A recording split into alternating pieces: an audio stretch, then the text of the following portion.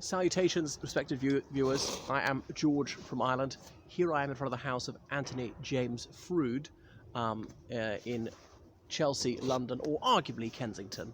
These two areas sort of blur into each other. I think, strictly speaking, it's Kensington. So you can see what a fine, large house he had. Would have been built in the late 19th century, not that long before his death. So he was born in, I'm just trying to remember the year. I can't even remember the year. I have a feeling it's 1818 in Dartington, Devon, and his father was an Anglican clergyman. So Froude had 7 older siblings, 5 of whom died in childhood. Now, childhood death was not uncommon in the 19th century, even for an upper middle class family like his, but that rate among such a wealthy family was unusually high. Infant mortality was much higher amongst the poor because they were malnourished, their houses weren't adequately heated, they didn't have decent clothing, they couldn't afford medical care, and on and on. They died of poverty in many cases. But so his childhood was overcast by this pall of grief, and then his mother died when he was very little. So he had an unloving father who was rather a martinet, an Anglican clergyman, and Anglican clergy had very high social status in those days, even if their salary wasn't that high, certainly higher than most people's, but it varied enormously according to the parish. Some parishes, if in a wealthy area, the salary would be very handsome indeed, other places would be more modest, but they were quite well off. He had a much older brother, Richard Hurrell Froude, who's 15 years older than him. Now, Richard Hurrell Froude deserves a video in his own right, but I can't find any places associated with him because he's a linchpin of the Oxford movement, of which more later. So back to this brother, James Anthony. He then went to Westminster School, where he wasn't thought to be that bright, but he read voraciously, but often in English rather than Latin and Greek, which is of course the core of the curriculum. He dipped into fiction and history, but despite thought of being academically only so-so, that didn't stop him getting into Oriel College, Oxford, because only a tiny percent of people went to university back then, perhaps 2% of the populace. So if you could afford it, it wasn't that difficult to get in, considering you would have been taught Latin and Greek for years, and you had to pass this exam. I think it was called Responsiones, which was in Latin, Greek and maths, notably not in English. But the questions would be asked in English, had to answer in Latin and Greek, or sometimes render a text into one of those languages. So then he went up to Oriel. So there were about 20 colleges in Oxford back then. Oriel was becoming the foremost one of the sort of intellectual powerhouse, had associations with Rugby School, I'm not quite sure why. And Westminster, which he attended in London, is right beside Parliament, Westminster Abbey, one of the most historic and illustrious schools in the realm. Anyway, so he made friends with Matthew Arnold, the poet, who'd also been to Oriel, who I think was about his age, and Arthur Hugh Clough, who was Matthew Arnold's great friend. Arthur Hugh Clough, he's the one that Matthew Arnold wrote Thyrsis to, who's a poet who's largely forgotten these days. I've spoken about Clough on another occasion, I'm pretty sure. So back to Froude.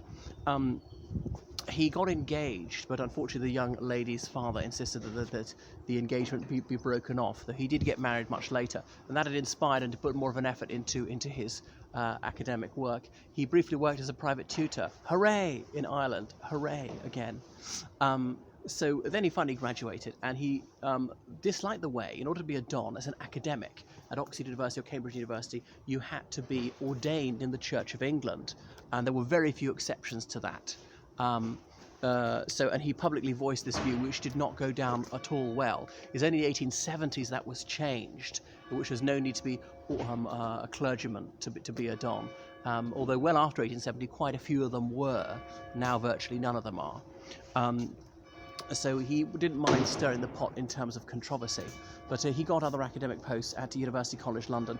He moved around the UK quite a lot, and he became ordained a deacon in the Church of England, which is one down from a priest. I'm not quite sure why he never became a priest, but maybe he was considered to be too contentious in his views. He published a number of novels, like The Nemesis of Faith, and these largely tell his life story. His dissatisfaction with the Church of England didn't stop him being a deacon. And one of the controversies that was raging at that time was the Oxford movement, of which his brother was such a paragon. So there's various intellectuals there at Oxford University. Some of them were undergraduates, some of them graduated other things, most of them became Anglican clergy, thought, was there anything good about the Roman Catholic Church? Could the Church of England get back to some of its Catholic traditions? Not having the Pope as the head of church, but could it believe in sacraments, even if not 7 of them? Could it, should it bring back monasticism with monks and nuns? Was transubstantiation true? Maybe it was. If not, something close to that, transsignification, and just ritualistic worship, colour, Catholic architecture, hymnody, and so forth. And they published tracts, so as in written documents. Some of them called tractarians. And finally, there's Tract 90. And some of them went the whole hog and actually crossed the Tiber and became Catholics, Roman Catholics. Others remained Anglo-Catholics. They said the Catholics within the Church of England accept everything about Roman Catholicism except papal supremacy. So Anglo-Catholicism remains there to this day. They sometimes call it the High Church tendency. So his brother was one of the foremost proponents of that.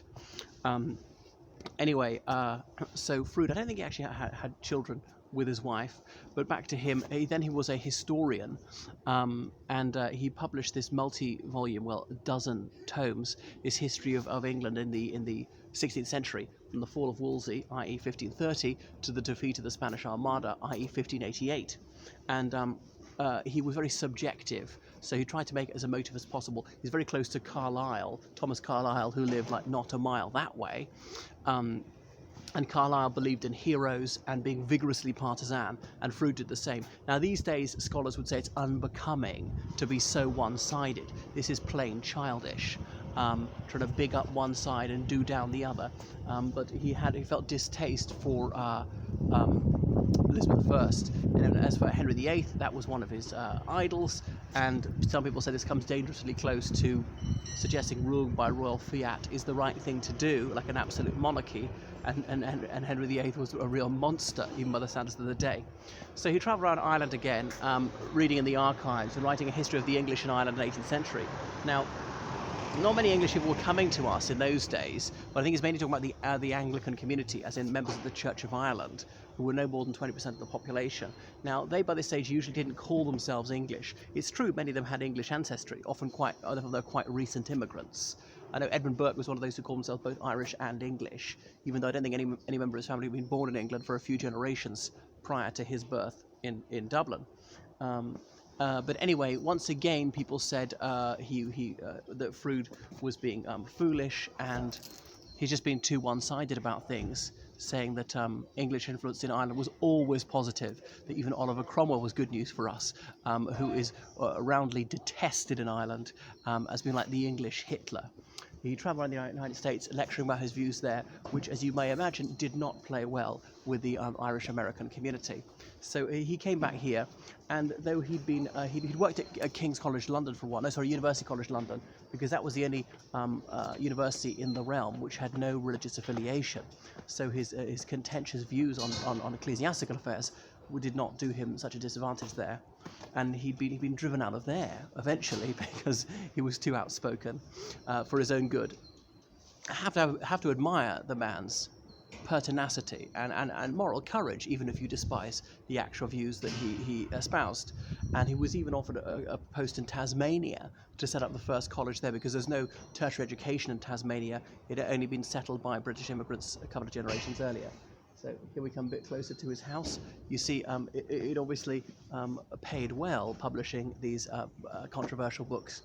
Then Lord Salisbury, the Tory Prime Minister, made him a Regius Professor of History at Oxford University, or Regius as in a chair endowed by the King. I can't remember which monarch. And there are only 3 Regius Professors of History in the realm, 2 at Oxford and 1 at Cambridge. The 2 Oxfords, one I think is modern history, the other's medieval history, if I got that right. So again, this caused a storm of controversy because he had clashed with the previous incumbent of that chair. So, but nevertheless, people found his lectures very engaging, very different. So never a dull moment with Froude. But again, he's hardly read these days because obviously it's just written in such an old-fashioned and florid style, and nowadays it just wouldn't be taken seriously. It would be seen faintly silly to just be so one-sided. Well, that's enough about Froude. Anyway, please follow me on Instagram, on Facebook, on Twitter, and check out my poetry channel where I do British poesy. And book me as your tour guide in London whenever this pandemic is ever over. And you can choose online lessons with me in history and politics, in religious studies, geography, French and law. That's all. All right, toodaloo.